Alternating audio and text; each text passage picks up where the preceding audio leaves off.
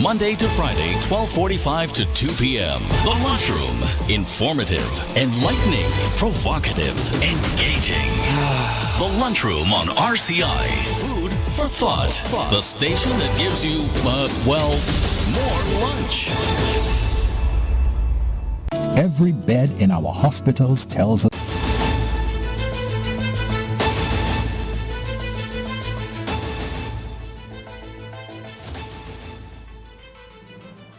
Good afternoon and welcome to the Lunchroom on Radio Caribbean International. It's Monday, the 1st of September 2025, and it's program number 1440 of the Lunchroom. I'm your host, Calix George Jr. Now, of course, you can follow us on radio.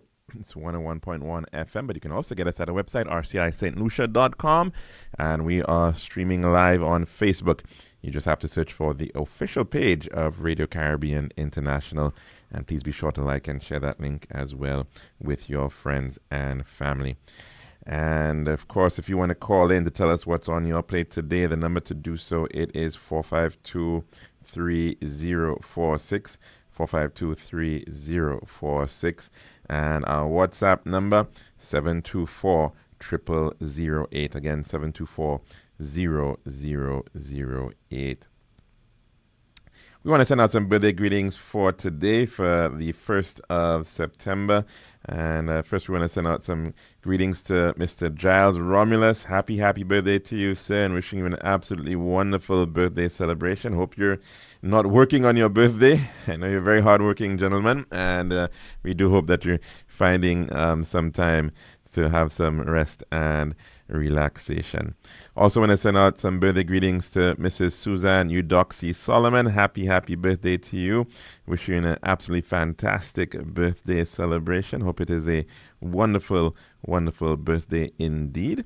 And also some birthday greetings going out to Miss Fiona Smith. Happy birthday to you. Wishing you a wonderful birthday.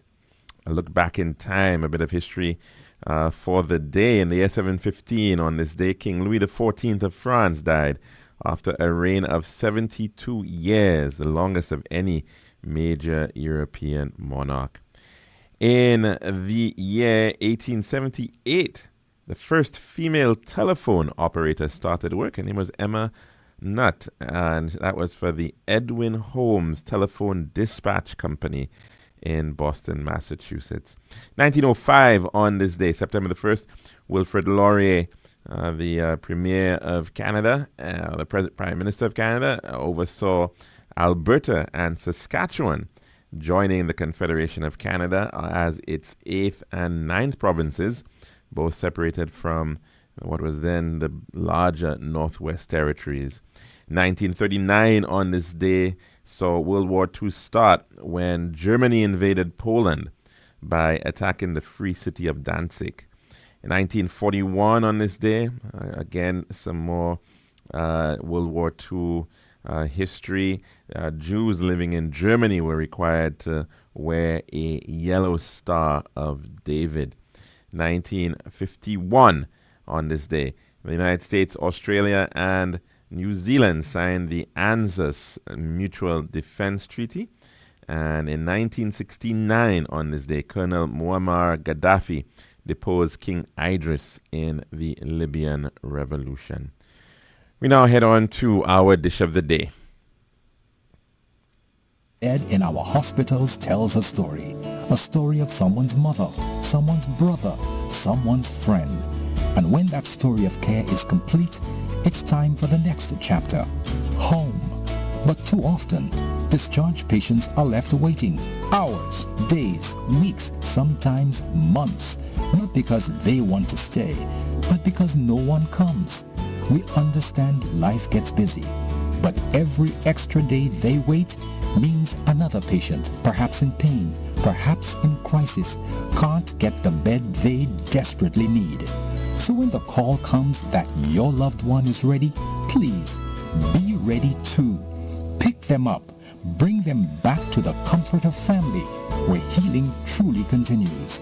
Because caring doesn't end at discharge, it continues with you. A message from the Ministry of Health, Wellness and Elderly Affairs. Serving now, the Daily Dish. Welcome back to our program for today. Of course, it's a brand new month, the month of September, and it is September the 1st, and it is also start of the academic year for public schools here in St. Lucia, as thousands of students have returned to the classrooms. Many are, in fact, returning to new grades, of course, to new grades, but some are returning to entirely new school levels. And of course, in particular, students who are entering primary school for the first time. And you have some, of course, who are entering secondary school into Form 1. And those who are heading into post-secondary education in the South Louis Community College, and as well as the Viewfort Comprehensive Form 6. And so we want to wish the very, very best to all the students who are returning to the classroom, and of course to their teachers, to the principals and staff of many institutions around the island, the 80 or so odd primary schools, the about 23 or 24 secondary schools on island. And so you want to wish them the very best for the upcoming academic year. And of course, many students who have also gone overseas and who are pursuing further education, higher education abroad, and we want to wish them also successful studies as they read for various programs. Now, in fact, there was a release that was sent out by the governing St. Lucia Labour Party this morning regarding the return to school and what has been done by the current administration, blowing its own horn, of course, and speaking to a number of initiatives with respect to the education system. And it reads as follows: as thousands of students return to classrooms across St. Lucia, the St. Lucia Labour Party extends best wishes to every child, teacher, and parent for a successful academic year. Since assuming office in 2021, our government has made education one of its highest priorities, ensuring that no child is left behind and that every household has greater access to opportunity.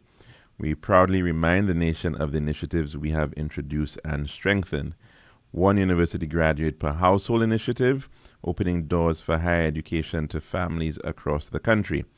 $100 towards tuition fees per child every term at early childhood centers. Introduction of a $2,500 subvention to early childhood centers and then increasing it to $3,000. Temporary teachers now receive full salaries for the month of August. $250,000 will be allocated to the Ministry of Education for schools to assist students facing challenges with accessing feminine hygiene products. Nursing students at South Louis Community College will receive increased tuition support, $2,500 in year 1, $2,500 in year 2, $5,000 in year 3, $10,000 in the final year, full paid tuition. The government will now pay 2 more CXC subjects, bringing the total to 4 CXC subjects. Students who have been out of school for up to 1 year will be eligible. Expanded scholarships and bursaries with increased opportunities for students to study both locally and abroad. Introduced an increased teaching supplies allowance to $1,400 yearly. Back to School Assistance Program, providing uniforms, supplies, and support to every child to ensure every child is prepared for the school year. Support for the school feeding program, laptop distribution, ensuring students are equipped for the digital age, teaching training and capacity building, particularly in mathematics, school infrastructure upgrades, repairs, rehabilitation, and modernization of classrooms and facilities across the island. And it goes on to say, these measures reflect our commitment to putting people first, by investing in the nation's most valuable resource, our children. And it says, as a new school year begins, the St. Lucia Labour Party reaffirms its pledge to continue building an education system that empowers our youth, uplifts families, and strengthens our nation. Together we are shaping a brighter future for St. Lucia. And that message coming from the St. Lucia Labour Party. And I would also say that they perhaps forgot a few of the initiatives as well, including the matter of the removal of facilities fees. That was sometimes a major hindrance to parents and students in terms of getting their grades. In fact, some schools would have withheld the grades of students, the report books of students, if they had not paid their facilities fees. And remember, of course, the whole idea of free education is that you don't have to be putting out any money to be able to be at the school. And so that, in fact, was done pretty early on as well, ensuring that students are, in fact, being able to access school without paying any sort of tuition at all. And, of course, education is a very important game changer for development, for individuals, for personal development, and for being able to provide that platform for life. And, of course, it's not one of the things that you see the benefit of immediately. They are effectively investments into the future. And it is certainly a very important step that countries have to make, those types of investments in education to be able to prepare their citizens, not just for the world of work, but for life. That was the motto of my primary school, St. Aloysius R.C. Boys Primary, not for school, but for life. And schooling is certainly about preparation for life, developing the not just the skills, which are very, very important, or the knowledge, but certainly the attitudes and the aptitude to be able to take forward in life. And so the importance of looking at the education system, of ensuring that it is keeping up with what is needed. And I was going to say up to date, but it's sometimes when you talk about up to date, it almost suggests that there are things that have to be sort of thrown out as well, right? And maybe so in some instances, but certainly the grounding of what is important for young people moving on with life is something that is very, very important. Just yesterday, I was at a family function, and there were a number of senior individuals around, older individuals, and they were speaking about, the challenges of going to school in the past, right? The idea, excuse me, of even having shoes.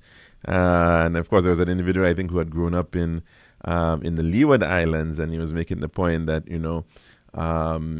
having shoes to go to school was an honor. It was a big thing.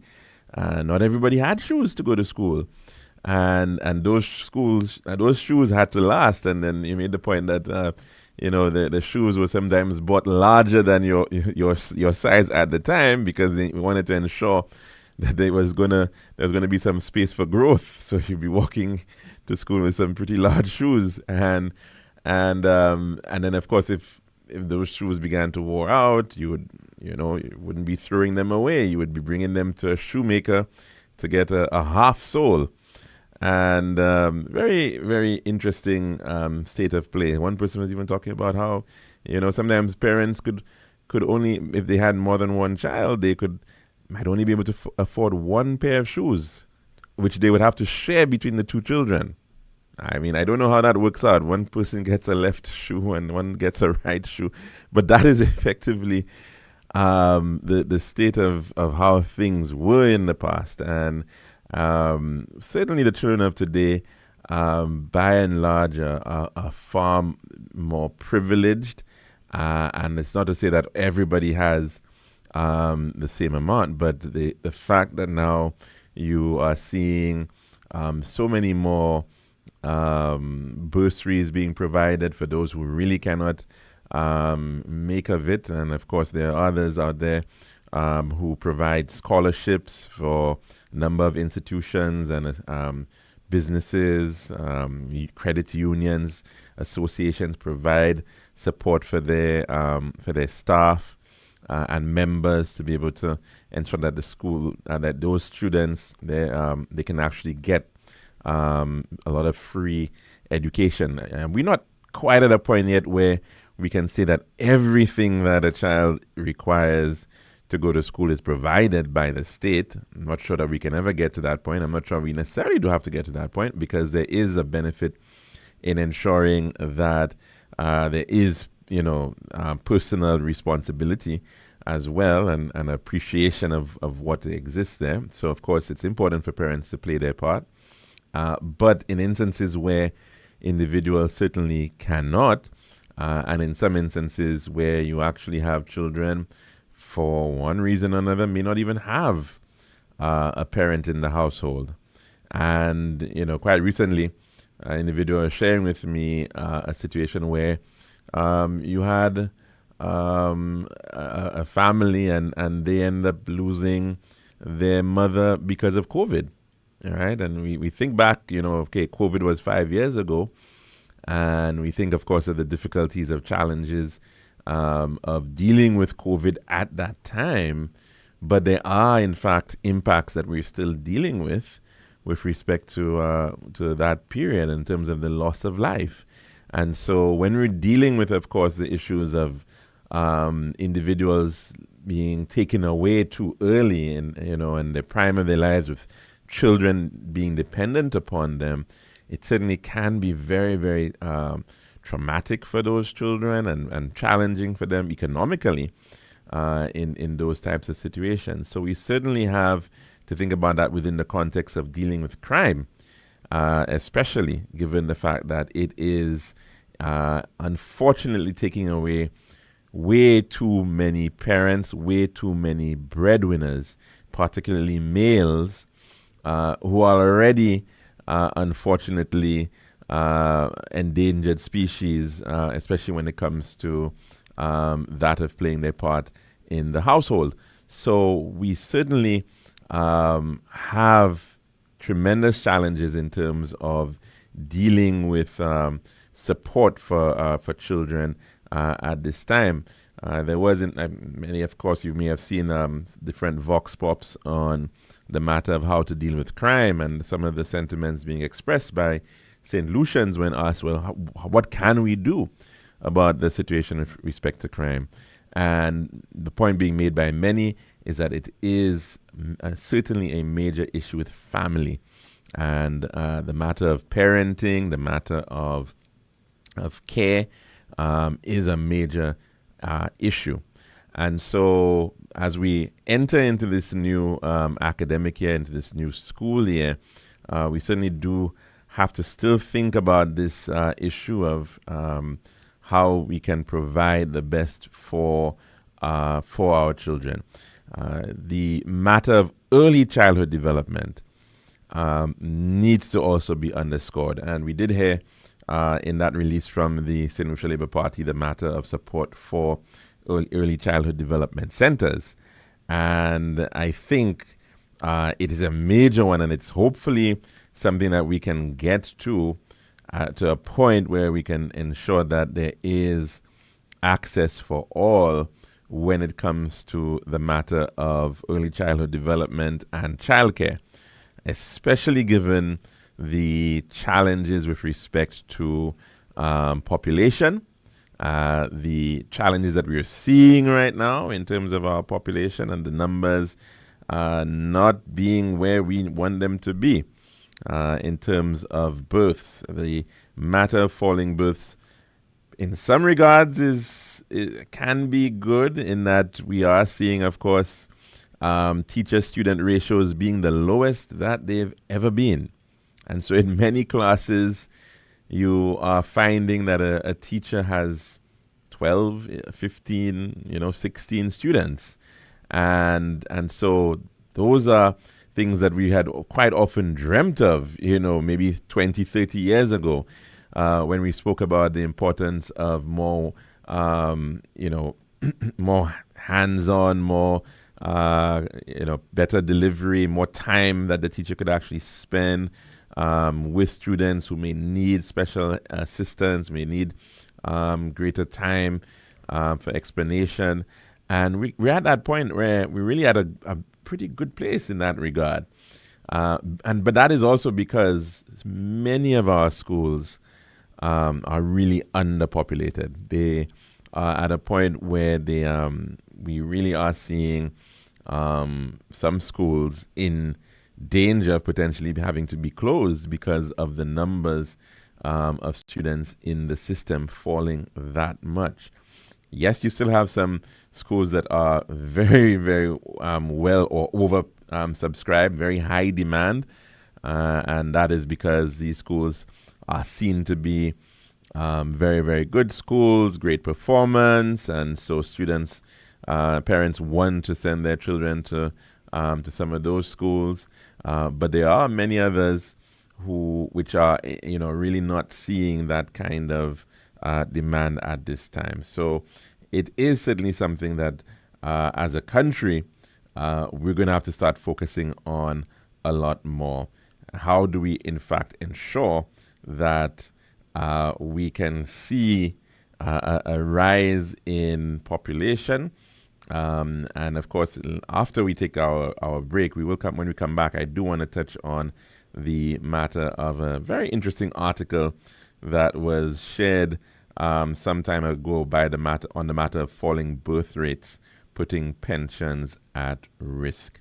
But as I said, all the best to all those who are in uniform and who've set out on another wonderful academic year journey, and we certainly want to wish them the very best of success. That's our dish of the day. This has been The Daily Dish. Every bed in our hospitals tells a story of someone's mother, someone's brother, someone's friend. And when that story of care is complete, it's time for the next chapter, home. But too often, discharged patients are left waiting hours, days, weeks, sometimes months, not because they want to stay, but because no one comes. We understand life gets busy, but every extra day they wait means another patient, perhaps in pain, perhaps in crisis, can't get the bed they desperately need. So when the call comes that your loved one is ready, please be ready too. Pick them up, bring them back to the comfort of family, where healing truly continues. Because caring doesn't end at discharge, it continues with you. A message from the Ministry of Health, Wellness and Elderly Affairs. It's now time for your weather news, brought to you by Island Style.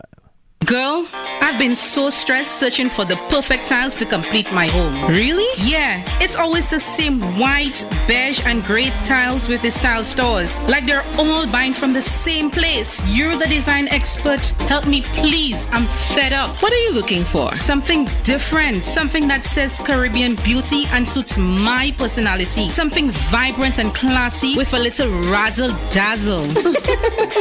Okay, Ms. Razzle Dazzle, I know just the place. Island Style Tile and Bath, they're my #1 store for everything tile. And with their new In Living Color collection, you'll find the most gorgeous styles to give you that splash of Caribbean flair you're looking for. That sounds perfect. I'll even take you myself and throw in a free design consultation. I'll never say no to that, sis. I can't afford you anyway. Visit our Island Style showrooms in Castries, Rodney Bay, and View Fort, or call 450-452 or 453 Tile. We'll help bring your vision to life in living color. This is Radio Caribbean International. It's now time for the weather news.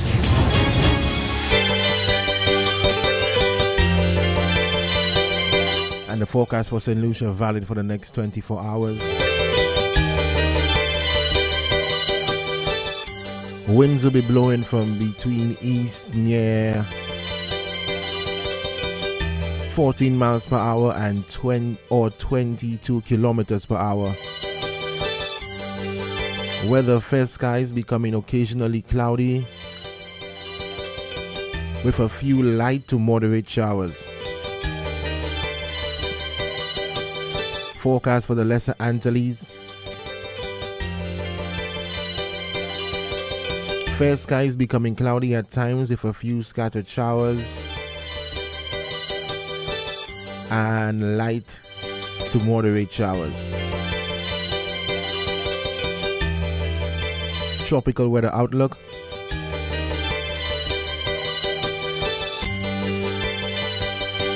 The tropical high pressure system will maintain light to moderate easterly winds across the eastern Caribbean region during the next few days. Pockets of moisture and instability within the wind flow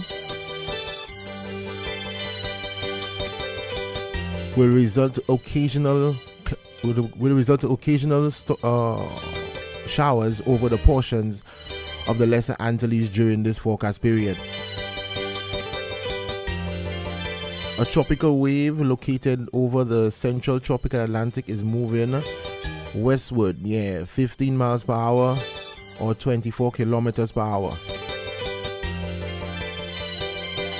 Another tropical wave located over the far eastern tropical Atlantic is moving westward, near 15 miles per hour or 24 kilometers per hour. Some slow development of this system is possible over the next few days. And that is your weather report brought to you by Island Style.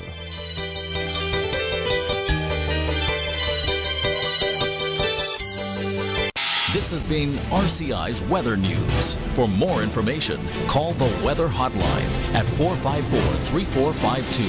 RCI 101 number 1.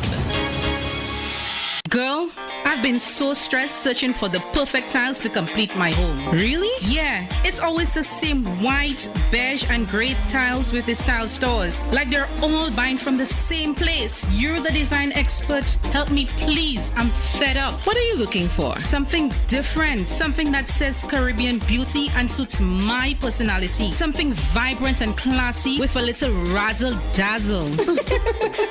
Okay, Ms. Razzle Dazzle, I know just the place. Island Style Tile and Bath, they're my number one store for everything tile. And with their new In Living Color collection, you'll find the most gorgeous tiles to give you that splash of Caribbean flair you're looking for. That sounds perfect. I'll even take you myself and throw in a free design consultation. I'll never say no to that, sis. I can't afford you anyway. Visit our Island Style showrooms in Castries, Rodney Bay, and View Fort, or call 450-452 or 453 Tile. We'll help bring your vision to life in living color.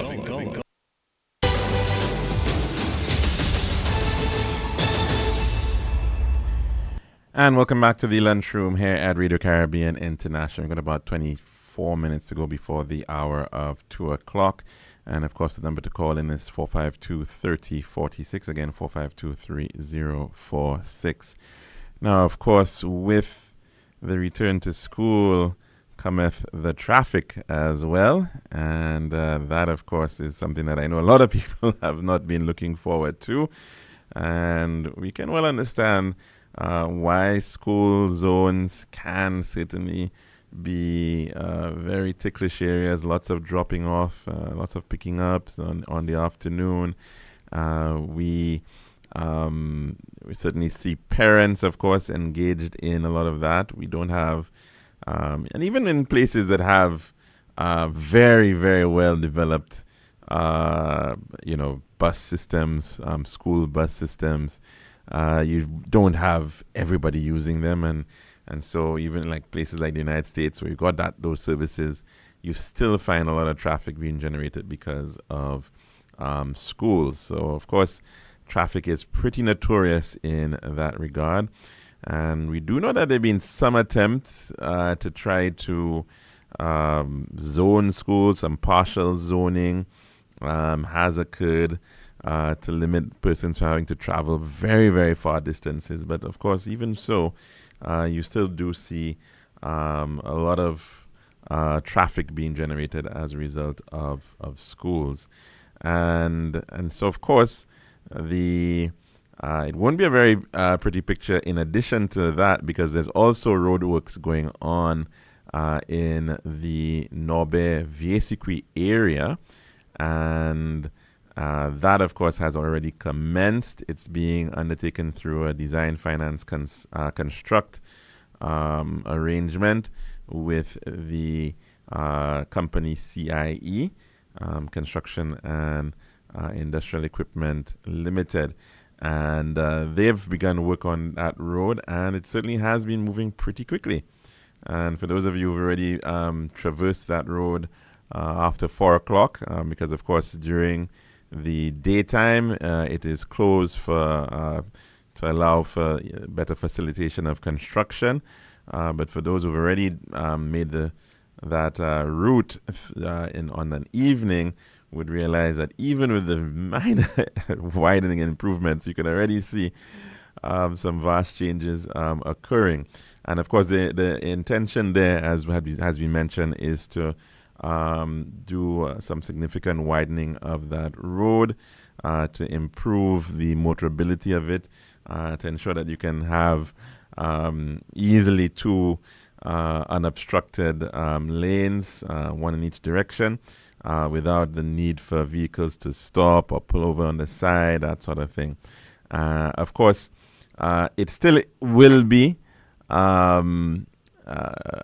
road that will be heading up over a hill, and will have some challenges, but certainly some major improvements in terms of the alignments, the horizontal alignments along that road. And I think we do have a clip available coming out of DBS, which takes in some of the commentary coming out of the general manager, the managing director of that company, Mr. Reno Kajada, speaking to DBS News. Let's take a listen on the progress regarding the Vieux-Circuit road upgrade. Traffic congestion on the Bonterre Railway Road has worsened due to several factors: the ever-increasing population in the area, the sharp rise in vehicle imports, and the suspension of the 2021 road expansion project. That project had begun introducing additional lanes and roundabouts to ease traffic flow, but its cancellation left a narrow, outdated corridor overwhelmed by heavy volumes, creating daily bottlenecks and long delays. Today, the government of St. Lucia has finally taken the first step to address this long-standing issue through the long-awaited expansion of this vital arterial route. This stretch of road measures 3.7 kilometers. Originally scheduled to commence in October of 2024, the works were delayed due to land acquisition challenges and the need for community sensitization. The expansion will inevitably affect some residents directly. In terms of the knocking down of walls, it is because some of the landowners or the property owners have encroached on the roadway, because this roadway is 8.23 meters. And you realize it's a narrow road. So basically they utilize the area past the pegs. So in a lot of areas we'll have to knock down walls, and I don't see any way we will have to take down an actual house, but there's significant amount of work to do that. But in those areas we are not really taking the people's land. It is the actual roadway that was supposed to have been the 8.23 meters, which is the legal right-of-way. The government will measure out whatever lands is being taken from them and compensate them for it. In terms of repairs to the properties are going to be repaired to the satisfaction of the Ministry of Works, and this is the compensation that I am aware of. The Morsheaf through Norbe to Corinth Road presents major engineering challenges: deep gorges, sharp bends, and undulating terrain, making construction particularly complex. In terms of the actual widening of the road, there are some key areas that are really difficult to expand on. It's going to take a lot of work, and it's going to take a lot more time for us to make it happen. I would like to point out a few of those areas to you where you'll be able to see how difficult it is for us to make this a reality. So this is the actual boundary peg here, And if you align it to the other boundary peg down there, you'd realize as you go down, it goes straight through the fence of the other landowner just in the bottom. If you turn on the other side, as it goes across, it goes pretty close to the existing house on the opposite direction. So sections like this, you'll see how far the road extends. The water meters in the back, there's an electricity pole, and the slope is very steep. We need to construct a proper retaining structure all the way to a very long distance to accommodate the width of the road here. That is time consuming and a little technical. So areas like that, we expect to spend a little more time to getting it done. The Moshi Corinth Road expansion and rehabilitation is estimated to span 16 months, with CIE's teams working 7 days a week. During this period, the relief corridor will remain closed daily from 9 a.m. to 4 p.m. While delays and disruptions are inevitable, this project marks a turning point. For years, congestion has stifled the movement, trade, and quality of life along the northern corridor. Its successful completion will not only unlock smoother travel, but also represent a long overdue investment in St. Lucia's growth and modern infrastructure. For the DBS News World, Manasseh Stanislas reporting. Right, of course, and that is a very, very important road link, and certainly I'm sure that many of us cannot wait for the actual completion of that, because of course we know it is so very important for relieving traffic on the main thoroughfare, and certainly it will have to come in play in a considerable way once we actually see work commencing on the existing highway. Of course, the plan thus far has been announced, hopefully rather soon, once designs have been completed on the Monjuro to Grosley section, to be followed very shortly after by the Shock to Marisil section, and then the section in between from Marisil to Monjuro. So that three-phase project, three separate sets of funding. In the first instance, funding coming from the Kuwaiti Fund for Arab Economic Development for the northern section, and the southern section from the OPEC Fund. They're hoping to come in to fund that section of road. Of course, the entire link is important, from Shock right up to Grosley, and some might even say beyond Grosley up to Cap Estate. Certainly needs to be upgraded, given the volumes of traffic that we are in fact seeing moving forward. Will it be the solution? Well, it will help, certainly, and work once you've got free-flowing traffic. But of course, if there are going to be greater volumes, you may very well see accidents, unfortunately, although the hope is that you would see a reduction in accidents, particularly because you're removing those right turns onto the highway and off the highway. Once you've got those types of maneuvers, you tend to have the potential for more accidents, and so generally speaking, roundabouts are safer because they prevent serious head-on collisions, and so that certainly would be the recommended design, I believe, moving forward, the use of roundabouts at critical major junctions along that route, which would then allow for traffic to loop back if needs be. A similar arrangement, of course, as exists between VG and Shock, is effectively what is being proposed heading north, but with more standardized lane widths. So that would make it a little easier, of course, for drivers, especially, of course, for drivers, or senior drivers, persons who may have sometimes challenges in terms of depth and perception and staying within the lanes. So, of course, wider lanes would help as well for them and for larger goods vehicles heading along that route. Of course, the number to call in to tell us what's on your plate today, it is 452 3046. Now, as I mentioned, there was an article which we've been hoping to share for some time, and that was on the entire matter of falling birth rates. And that, of course, has been receiving quite a lot of attention in various countries around the world, particularly given the fact that many countries have already reached their plateau in terms of births, and the projections are suggesting that we will be seeing falling births moving forward.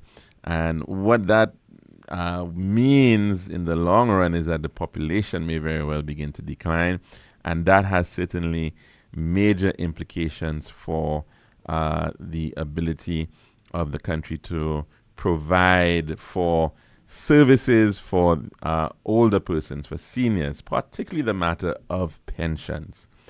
And just want to share that story, which was written by Karen Nelson at St. Lucia Times, entitled "Falling Birth Rate Puts Pensions at Risk." And it reads as follows.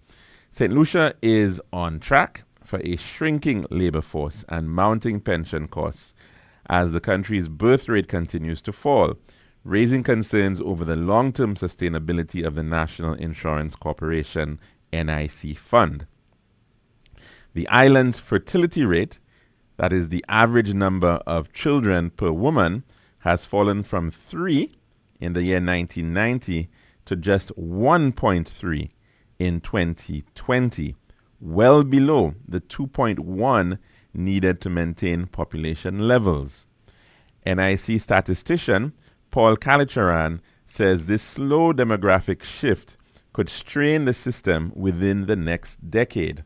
Quote, "If you have anything below 2.1 over time, you will have a contraction in population. That is what we are having now," he said. Globally, the fertility rate has halved over the past 60 years, from 4.85 births per woman in 1950 to 2.25 in 2024, according to UN data.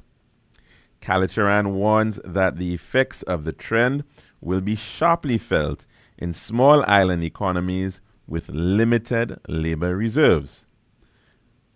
The next title is "Pensions Could Double by 2030. St. Lucia currently pays about 11,000 pensions, supported by more than 100,000 active workers. But with fewer young people entering the labor market, he projects that pension payments could more than double within the next 5 to 10 years. Quote, "As more people move into retirement, expenditure increases. At some point, the contributions from employers and employees plus investment income might not be enough to meet benefit payments," he said. The NIC operates on a pay-as-you-go model, meaning today's workers fund today's retirees. In the early years of the scheme, there were 14 contributors for every one pensioner. Now, the ratio is between 6 and 7 to 1. Without policy changes, Kalicharan says the ratio could approach 1 to 1. Measures under consideration include increasing the retirement age, currently 65, with early retirement allowed from 60, and raising contribution rates. Barbados has already moved to a retirement age of 67 to keep more people in the workforce. The NIC is also exploring family-focused incentives such as higher maternity grants, longer maternity leave, introduction of paternity leave, and other benefits for childbearing parents. Immigration policy reforms, including important labor to meet workforce needs, are also being discussed. Quote, "The time is coming when you may have to import labor, not because of skills, but because you cannot get the numbers," Kalicharan said. Next title is Economic and Social Pressures on Families. Public policy and development specialist Binta Ernest says the low birth rate cannot be tackled without addressing the economic realities facing women, who make up 60% of NIC contributors in the formal job market. Quote, babies are not cheap. It costs a lot emotionally, physically, and financially to be a parent. Women dominate the service sector, which is the lower paying part of the economy, said Ernest, the CEO of Rights-Based Solutions.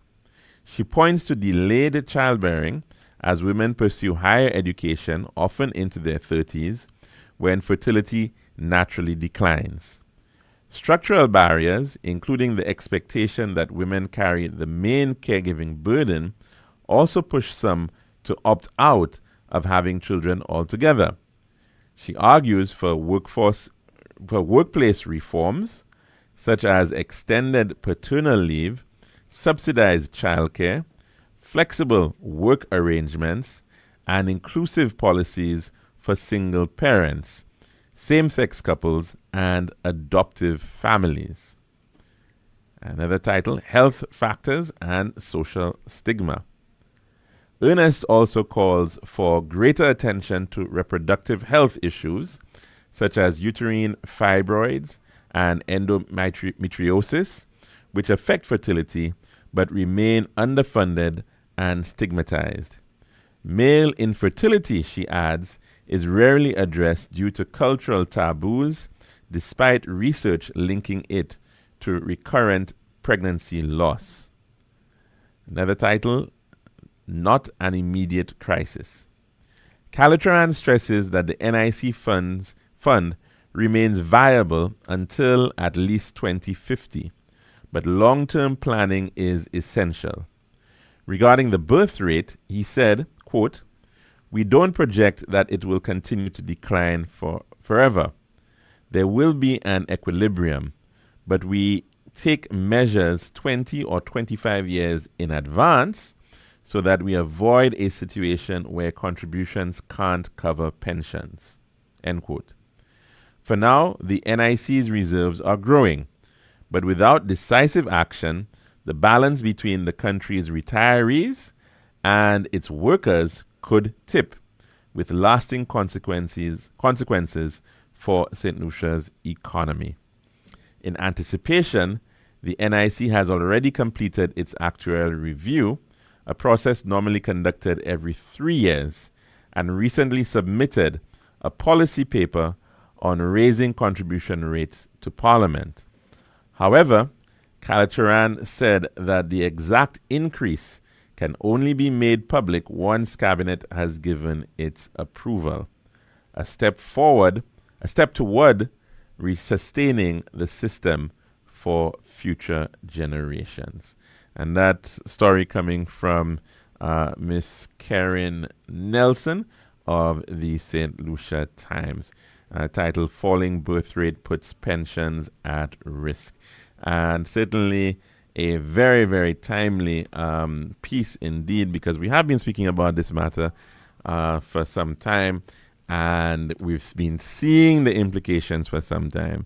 And sometimes when you raise it, some people are still shocked that this is a reality, because there was a time when the narrative of a lot of people growing up would have been hearing about, people are making too many babies, and we were hearing about issues of teenage pregnancies, and we were hearing about the need for family planning, and we were hearing about all of these concepts. But look at the situation that we are at now, where in fact we are seeing a fertility rate of 1.3, which is far below replacement rate at the moment. And so very, very concerning, of course, because the challenges that we find ourselves in is that we're not a wealthy country.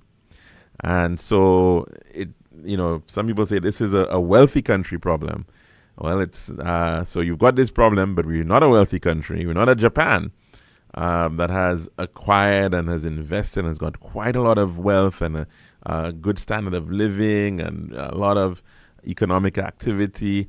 and some may say they can afford to make the necessary adjustments in this regard.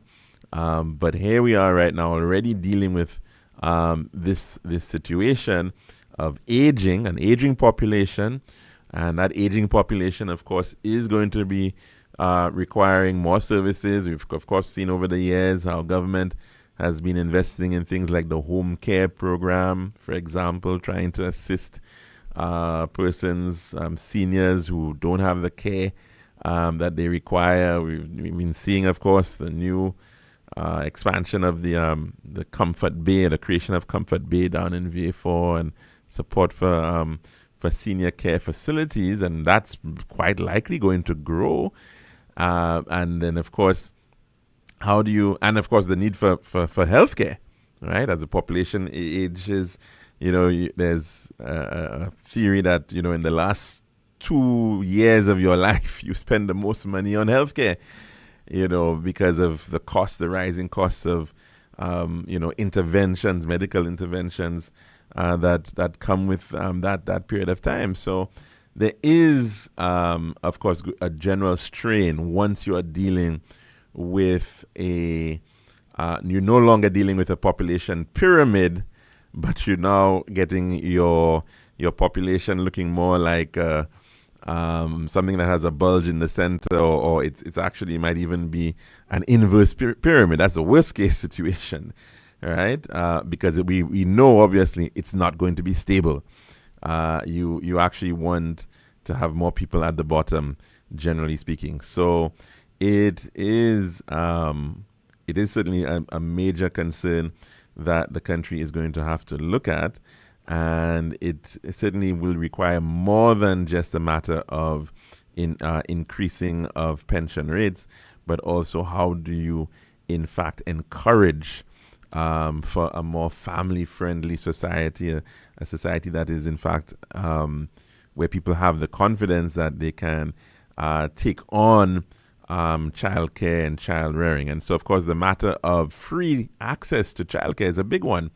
And many countries are approaching it in that way, because that's one of the big challenges that comes with it. How can you afford daycare? Can you afford childcare? That is a major challenge in the entire mix. And that, of course, is one of the measures that many countries are looking at in this regard.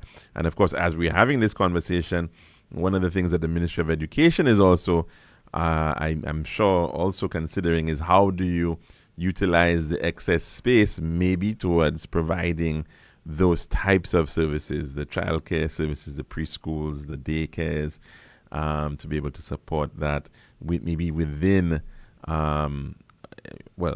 distinctly within these facilities that already exist. So that's our little piece here today for the Lunchroom on Radio Caribbean International. Of course, hope you can join us again tomorrow for another program, and we do hope that you have a very blessed Monday. I'm your host, Calix George Jr., saying goodbye.